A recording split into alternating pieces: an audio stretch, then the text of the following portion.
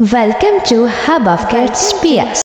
Hello friends, उम्मीद है आप लोग खैरियत के साथ होंगे। सबसे पहले मेरे चैनल को लाइक करते हैं, सब्सक्राइब करते हैं, ज़्यादा से ज़्यादा शेयर करते हैं। आज की जो कहानी है उसका नाम है वसीला, हाथी और कौवा। तो आइए कहानी को सुनते हैं।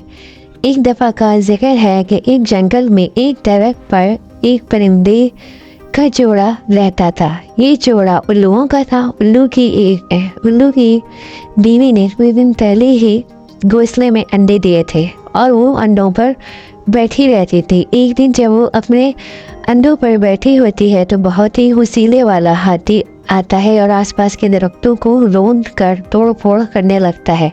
इसी तरह वो तोड़ फोड़ के बाद उस दरख्त के पास भी पहुंच गया जहां उल्लुओं के जोड़े ने अंडे दिए थे। वो गुस्से वाला हाथी दरख्त को गिराने की कोशिश करने लगा। वो काफ़ी देर तक दरख्त को हिलाता रहा और धक्का देता रहा। दरख्त काफ़ी मोटा और मजबूत था, जिसकी वजह से वो दरख्त तो नहीं गिरा पर उस पर मौजूद घोंसला ज़मीन पर गिर गया और अंडे बुरी तरीके से टूट गए। जब उल्लू आया तो उसकी बीवी ने उसे जहरी कहानी सुनाई और खूब रोई। उल्लू ने कहा कि वो हाथी से इस चीज़ का बदला ज़रूर लेगा। उल्लू कौवे को सब बताता है। कौवा कहता है कि सब्र करो और जल्दी ना करो, हमें हाथी जैसे जानवर से बदला लेने के लिए बहुत समझदारी से काम लेना होगा।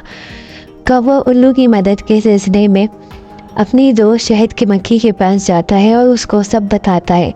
कौवा कहता है अभी हाथी से बदला लेना होगा, जिसके लिए हमें तुम्हारी मदद चाहिए। शहद की मक्खी ने कहा मैं तुम्हारी मदद के लिए तैयार हूँ।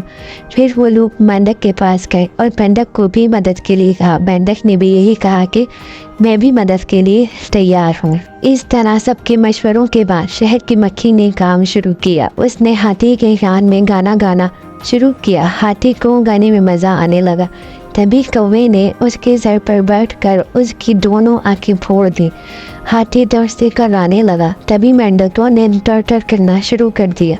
हाथी को लगा पास में हुई तालाब है, तभी मेंढक टर कर रहे हैं।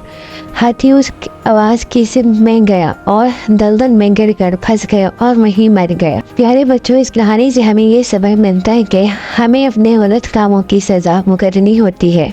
इसीलिए कभी भी कोई भी गलत काम करने से पहले हमें सोचना चाहिए कि हमें इसका अंजाम और इसकी सज़ा इसी दुनिया में मिलती है।